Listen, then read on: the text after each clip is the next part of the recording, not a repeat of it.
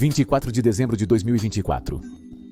O frio percorre as ruas da cidade, as pessoas cantam canções de Natal nos cantos e fingem que está tudo bem. Mas eu sei que não é verdade. Mesmo nestas datas festivas, a sombra do crime e da corrupção espreitam em cada esquina. Portanto, devo permanecer vigilante e com a cabeça fria que não esteja afogada em... Ponche de Natal, você estava falando comigo? Se não estava olhando para você, estava olhando para a janela e o vazio. O que é aqui? Assim fico mais cinematográfico? Entra o espírito natalino. Comprei com meu dinheiro uma árvore para o escritório. De onde você tira dinheiro se eu não te pago? Se eu venho andando, às vezes o ônibus sai, farei um pouco mais diariamente. Mas você quer que trabalhemos no Natal? 3 fantasmas vão aparecer à noite. Além disso, hoje não houve um único crime, nenhuma guerra, nenhuma tragédia. Quer dizer, você não está feliz como ser humano? Prazer? Como vou ficar feliz se nós vivemos da desgraça? Alheia? Você não prefere escrever suas próprias piadas primeiro? Além disso, sempre há a pilha de crimes não resolvidos. Com certeza encontraremos algo aqui. Vamos ver, aqui tem um. Nos últimos anos, diferentes personagens fictícios que antes eram ruivos foram adaptados para outros meios de maneira diferente, já que foram substituídos por atores e atrizes afrodescendentes. Jimmy Olsen, Bad Girl, A Pequena Sereia, April O'Neil, enfim, existem muitas publicações nas redes sociais questionando por que os ruivos estão sendo substituídos. Chegou a hora de ir a fundo nisso. Sou o Detetive Go, o monitor geek. Eu, o jovem endividado consternado, e acompanhe-me para resolver este caso, ao qual chamo a morte. Vermelho é especial de Natal deste ano.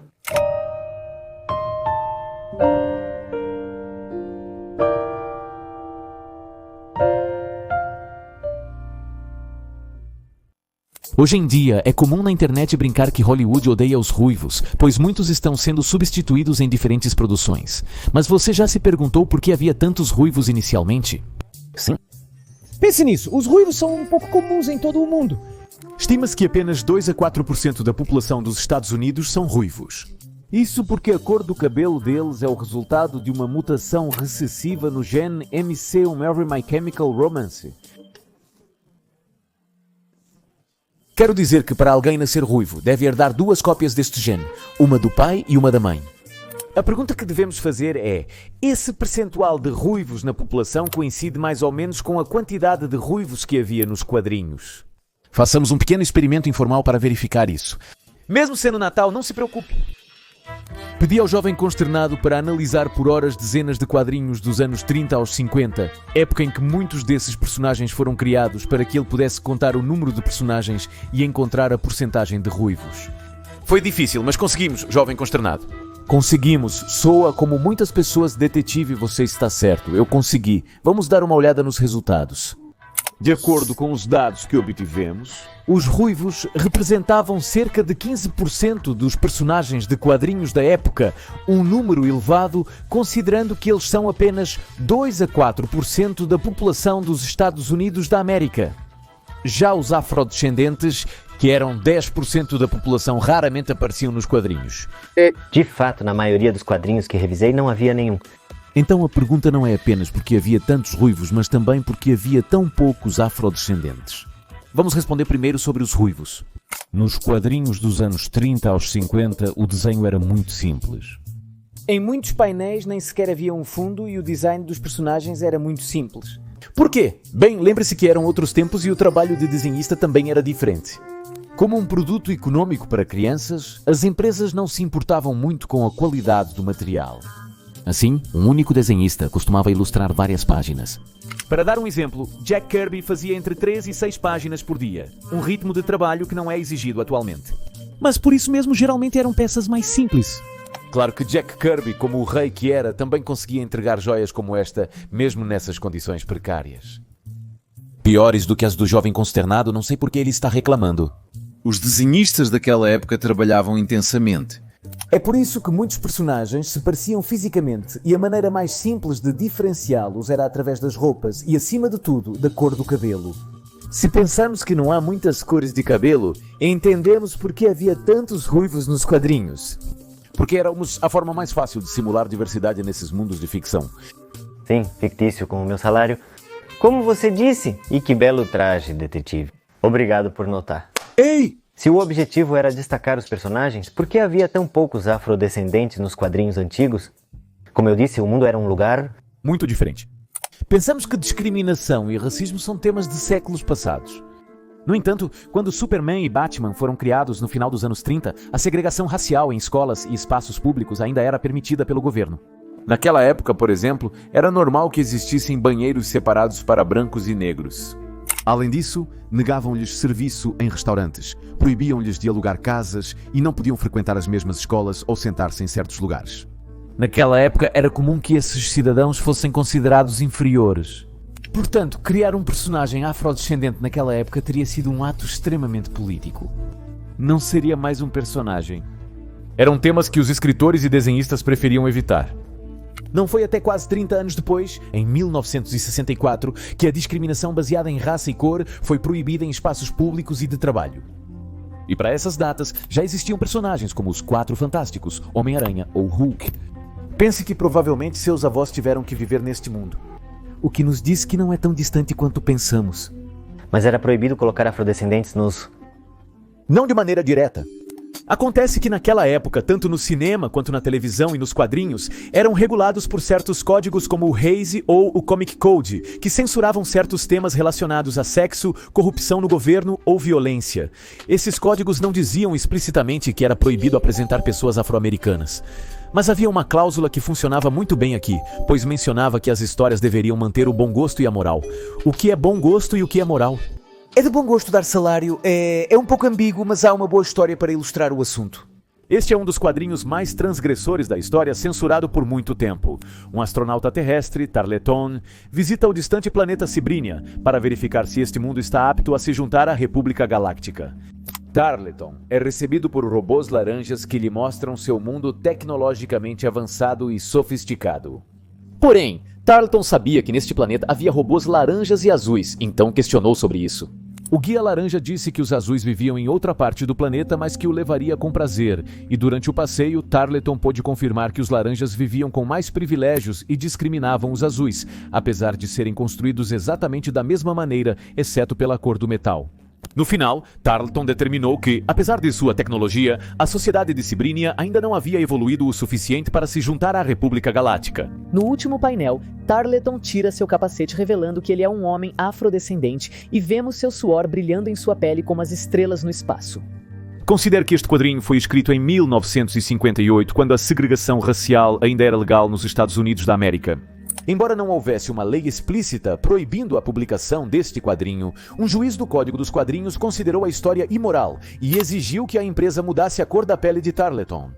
O editor da história recusou-se porque esta revelação no final era o ponto do quadrinho, ameaçou processar e no final o juiz cedeu. No entanto, exigiu que pelo menos removessem o suor do último painel. Assim foi publicado até que muitos anos depois foi reimpresso sem censura. Era realmente difícil para os afrodescendentes naquela época. Inicialmente, você poderia ter problemas com os organismos de censura da época se eles sentissem que a história não se ajustava à boa moral. Um problema que a maioria dos desenhistas omitia. Felizmente, isso foi mudando. Um caso muito emblemático é o de Stan Lee, que não só criou o primeiro super-herói afrodescendente de uma das empresas mainstream de quadrinhos, estou falando do Pantera Negra em 1966, mas também pedia aos seus desenhistas que incluíssem pessoas afrodescendentes nas multidões e fundos dos quadrinhos, para refletir uma diversidade mais realista. Gradualmente, personagens como Luke Cage e Jon Stewart foram incorporados. Mas o fato de que a segregação era ilegal neste ponto da história não significa que a discriminação já não existia. Neil Adams, criador de Jon Stewart, revelou que teve que lutar com seu editor para criar o personagem com a cor de pele desejada, pois o editor insistia em deixá-la mais clara. E por que a cor específica do personagem importa tanto? Aparentemente, os editores pensavam que os afro-americanos de pele mais clara eram mais agradáveis aos olhos. Algo que ainda ocorre em vários quadrinhos é o clareamento da cor da pele de muitos personagens. É um novo nível De racismo que eu não havia considerado. Nessa situação é chamado de colorismo.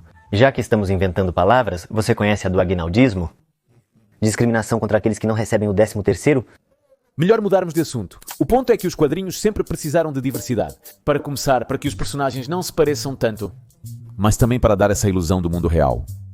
E já vimos que, anteriormente, por questões culturais e de censura, era muito mais fácil usar ruivos do que afrodescendentes para simular essa diversidade. Algo que não acontece atualmente, por isso já é mais comum encontrar pessoas afrodescendentes em quadrinhos, filmes e séries. Mas ainda falta responder a pergunta: por que mudar especificamente os ruivos? Como sempre, é sobre dinheiro, típico. Estudos recentes, como o relatório de diversidade da Universidade da Califórnia de 2024, mostraram que elencos diversos vendem mais ingressos de cinema porque atraem um público maior. E lembre-se, o que essas empresas querem é vender. Então, como você explica o ódio à Pequena Sereia? É que há um ponto importante neste relatório. Ele indica que, apesar da diversidade vender, as pessoas ainda preferem ver protagonistas brancos nas histórias. Talvez por isso muitos filmes mudem a cor da pele de seus personagens. Simplesmente não do protagonista. É mais fácil apresentar um Jimmy Olsen ou um comissário gordo afrodescendente do que um Superman ou Batman. Essas mudanças geram controvérsia, mas nada comparado a personagens centrais como a Pequena Sereia ou Branca de Neve. E por que muitas vezes coincide com os ruivos? Acredito que isso se deve ao fato de que, desde o início, muitos personagens ruivos nos quadrinhos foram criados como coadjuvantes. Uma alternativa que se destacava do protagonista branco de cabelo escuro ou claro. Embora houvesse muitos protagonistas ruivos, acredito que isso marcou uma tendência, apesar de não ser sempre o caso. Como o Demolidor, por exemplo. Mas se você observar, aconteceu algo muito curioso com ele. Ei, você já foi buscar as impressões dos suspeitos? Já não me resta mais? Gastei tudo na árvore de Natal? Se quiser, me dê dinheiro e irei. Não, desta vez vamos deixar assim. Estou sem dinheiro. Nos quadrinhos, Matt Murdock é ruivo. Porém, a versão de Charlie Cox não é. O mesmo ocorre com Jim Gordon e sua versão de Gary Oldman. No entanto, não houve queixas a respeito, apesar de a cor do cabelo ser claramente diferente. Isso significa que, sim, que o que realmente parece importar para as pessoas não é a cor do cabelo, mas a cor da pele. E as características físicas associadas a essa cor de pele. Você pode não se lembrar, mas quando a série Titans foi anunciada, a atriz Anna Diop foi muito criticada nas redes por ser escalada como Starfire, uma personagem ruiva que nos quadrinhos tem pele laranja. Mas se você prestar atenção, a Starfire da Anna Diop também era ruiva. O problema era a cor da pele. Que consternação, por que não contratar uma atriz de pele laranja? Mas você não acha que essa polêmica poderia ser evitada se personagens novos fossem criados em vez de mudar os que já existem? Você está certo. O que me falta é palha. Mas vivemos em uma época em que a indústria do cinema quer correr o mínimo de riscos possível. Então a maioria dos filmes em cartaz são sequências, spin-offs ou reboots de ideias que já funcionaram no passado. O mesmo ocorre com os quadrinhos, onde a maioria dos novos personagens retoma o nome ou o legado de algum já existente. Isso indica que as indústrias estão reciclando ideias de períodos anteriores. Épocas em que quase todos os personagens eram brancos, forçando as empresas a mudar a cor da pele de alguns deles para gerar melhores bilheterias. Tudo pelo sujo dinheiro. Sim, mas lembre-se que sempre foi assim. Se antes faziam histórias de puros personagens brancos, era porque era o que vendia, o socialmente aceitável. As empresas vão mudando com o tempo, embora sua intenção sempre seja vender. Isso poderia nos fazer pensar que vivemos em um mundo pós-racial, onde a discriminação já não existe, mas infelizmente não é o caso. Claro que avançamos muito desde aquelas épocas em que usar uma pessoa afrodescendente nos quadrinhos era todo um discurso político. Mas mesmo hoje em dia continuamos discriminando e tendo preconceitos muito fortes que têm a ver com a cor da pele das pessoas. Basta dar uma olhada em casos como o de Anna Diop ou até mesmo ver todo o ódio que Miles Morales recebeu quando inicialmente foi criado para percebermos que, infelizmente, a cor da pele ainda é muito importante para nós e que a discriminação não desapareceu. O que me faz pensar que ainda somos mais parecidos com Cibrinia do que geralmente pensamos. Este jovem consternado, antes de você ir, pode resolver toda a papelada para mim, de A a Z tudo, exceto o de junho. E os que têm post-it rosa vão... Na fila C. Posso falar contigo rapidinho? Sim, claro, me diga. É que já trabalhei um bom tempo contigo, pois você não me pagou nada. E digo, preciso de dinheiro. Não sei se você tem planejado me dar algo, um bônus. Este sim, tenho algo por... Sim, só precisamos remover... Só precisa dar uma lavadinha e fica E. Feliz Natal? Uma xícara, sim. De Caifanes? De fato, pareço um tio ranzinza. Não curto Caifanes. Aliás, comprei essa caneca pra você no dia do empregador. E depois descobri que nem existe o dia do empregador.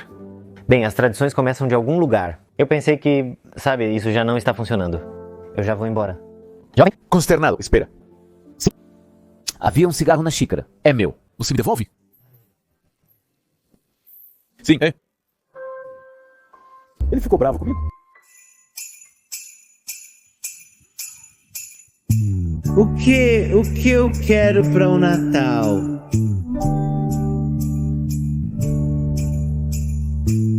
Não, eu não sei, não é algo tão tangível para ver.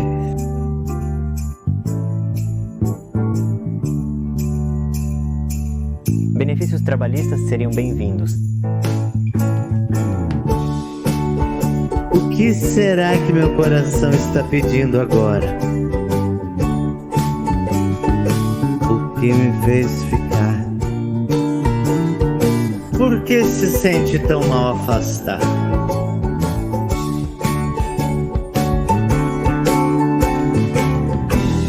Estou faltando algo, mas não sei o que é. Fico cada vez mais perturbado. Não é algo que possa ser embrulhado. Percebo isso hoje. Quero sentir valor. Uma xícara não vai me fazer sentir melhor.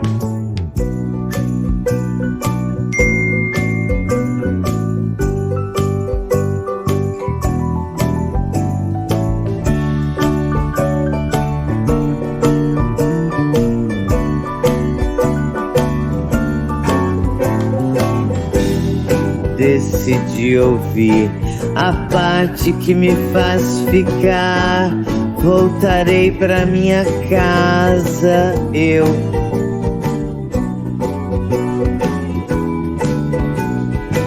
não vou me afastar e vou aproveitar para passar no supermercado por chocolate quente. Ah, sim. Eu voltarei, sim. Uau. Voltarei até o Natal, retornarei novamente.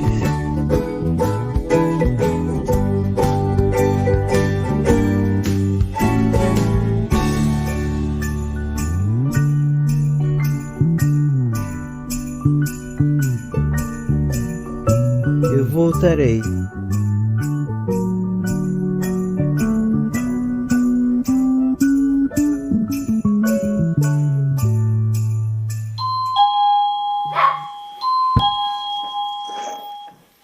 Ah, desculpe, estava esperando outra pessoa. Um momento.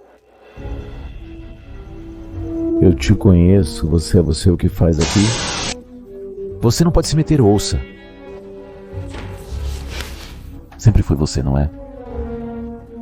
Você estava me gravando? Jovem consternado, você o conhece. Ele esteve aqui desde o início. Jovem consternado.